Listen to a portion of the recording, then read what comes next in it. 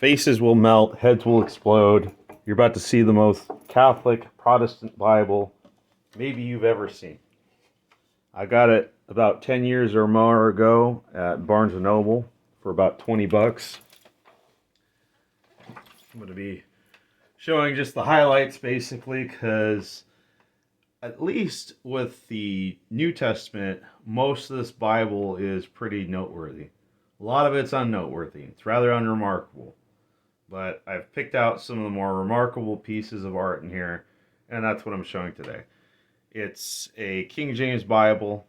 It's one of the most popular Bibles. It's a public domain Bible, so they use it for everything. This is done by Skyhorse Publishing. I'm going to be linking the publisher's page with this book. There's links to different stores. I don't believe this is currently in print. I could be mistaken. But most of the pages I found, it was just used, and the prices vary. So I'll start with the front cover here. The Holy Bible Illuminated Family Edition, King James Version. And of course, there's stuff you can fill out. Table of contents. This is a really nice piece, which is the same deal here.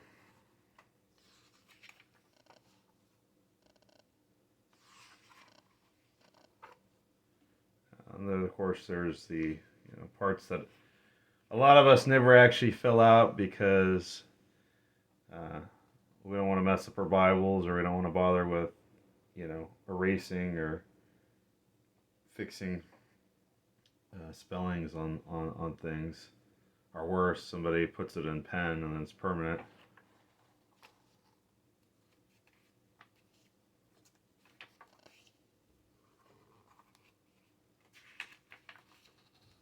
So I got a genealogy on here. It's actually pretty nice. I mean, I personally would never use pen on a Bible filling out the genealogy or filling out the marriages, births, and deaths. I'd just use a pencil.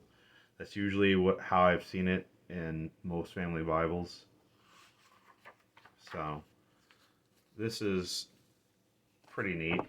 There's illustrations of all the days of creation here, including the fall in the Garden of Eden, with your atypical serpentine illustration of the devil, and the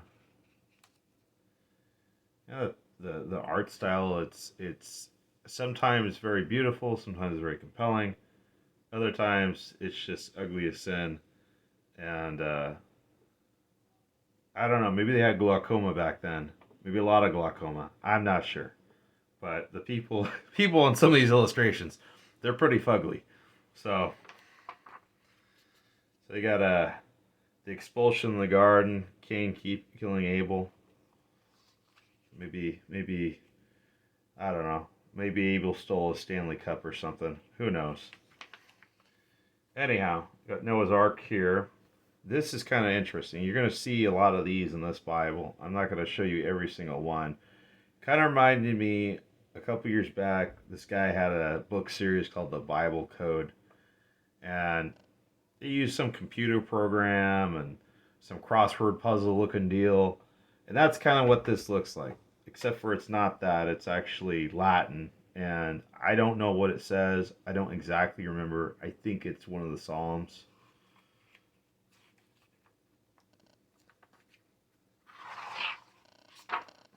So this is pretty cool. This is Abraham and Isaac. Right before the Archangel Gabriel, I believe it was, stopped him from sacrificing his son. Or at least if I remember correctly, according to tradition, it's the Archangel Gabriel. And then, let's see here.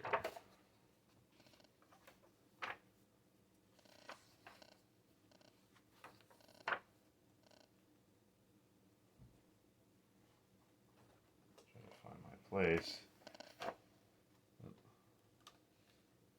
There it is. So this is another one of those interesting kind of codex looking things, but it's not some Dan Brown Illuminati type deal. It's just straight up Latin. But you got your, looks like the 4 living creatures in here, and then the Paschal Lamb. So that's pretty neat. Let's see here. Somewhere I have holy cards too.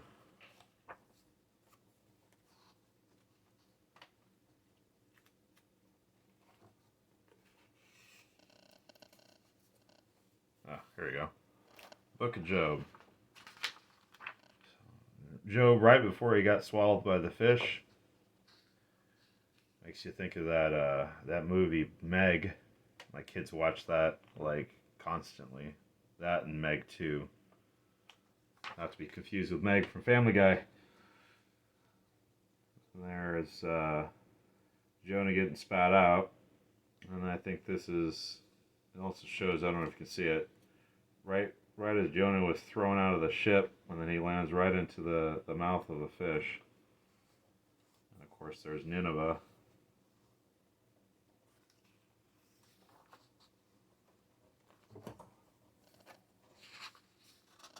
In the New Testament, like I said, I'm going to try to go through all of it if I can. Just because a lot of it's really nice. Like this is a nice piece here. Pretty much most of all the New Testament is pretty remarkable with the art. At least the 4 synoptic gospels are pretty interesting. And then a lot of it is kind of meh.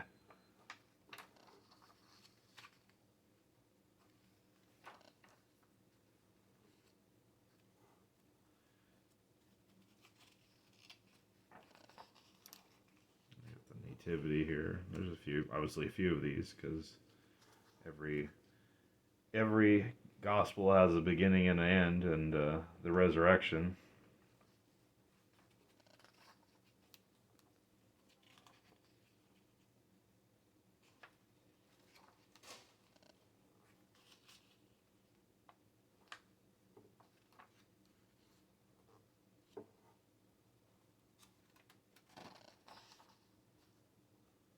You got a few of these.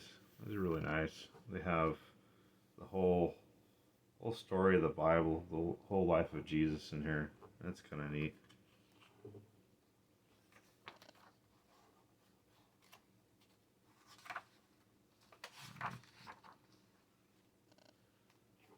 This is Palm Sunday.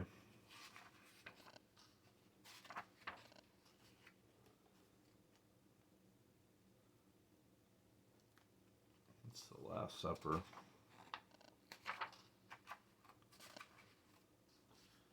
Crucifixion. This is actually probably pretty accurate to how crucifixion was really done.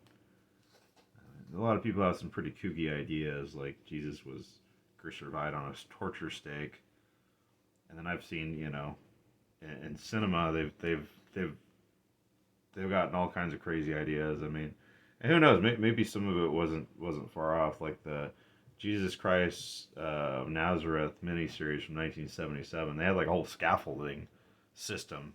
That was interesting. But from what I understand, this is actually how it looked, which was like the Jewish or Hebrew letter Tau, and it was just a pole with a top on there, and the only difference was on Jesus is they put Jesus, King of the Jews, in Hebrew, Latin, and I think Greek or Aramaic. It's like 4 or 5 different languages. Right here, this is probably one of the most interesting things, because this isn't necessarily literally in the Bible. You could interpret parts of it in the book of Revelation. But this is the Dormition of Mary, the Theotokos, otherwise known in the West as the Assumption. But this is her death and bodily assumption into heaven. where she was assumed both body and soul, which is something that I wouldn't say only Catholics believe, because the Orthodox believe in it, but we're the only ones that hold to it as a dogma, and that's the main distinction.